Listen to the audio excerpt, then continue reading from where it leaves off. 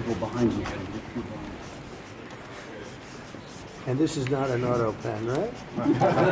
That's for sure. That's great. Thank you very much. Thank you.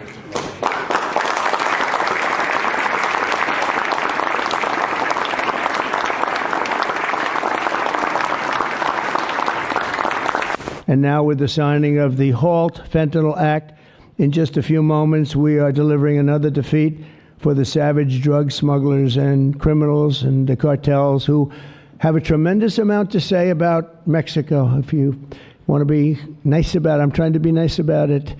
They have very strong controls over Mexico. We have to do something about that.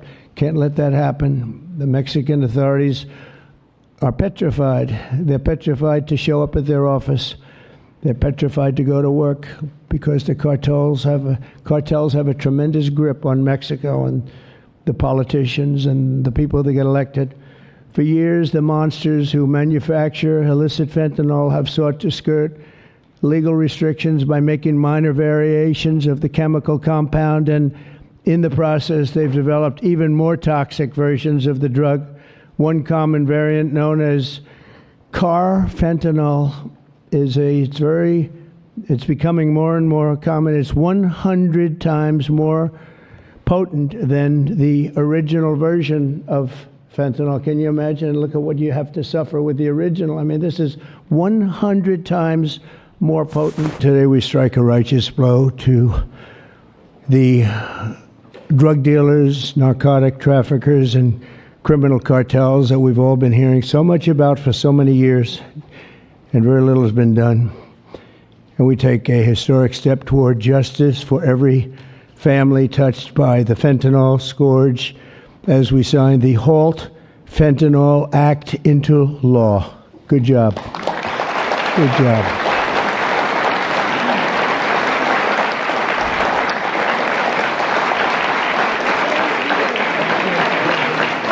Well done. Well done.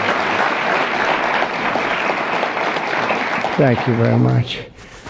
For 4 long years, Joe Biden surrendered our borders to the most evil and vicious traffickers, networks, and everything else on the planet Earth, allowing foreign drug cartels to carve out a massive footprint on American soil. We were doing nothing. This open borders nightmare flooded our country with fentanyl and with people that shouldn't be here, some of the worst people on earth.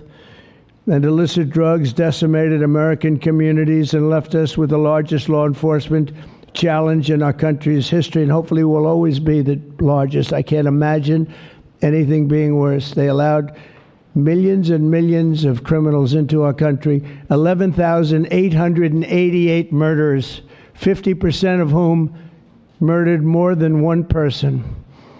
On day one of the Trump administration, we declared an all-out war on the dealers, smugglers, traffickers, and cartels. Within moments of taking office, I deployed the U.S. military to our border and unleashed the patriots of ICE and Border Patrol to defend our country from an invasion. This was an invasion. This wasn't people coming in. This was an invasion of our country, allowed to happen by people either that didn't care or were just stupid people. Stupid people. I also designated the Mexican drug cartels as foreign terrorist organizations.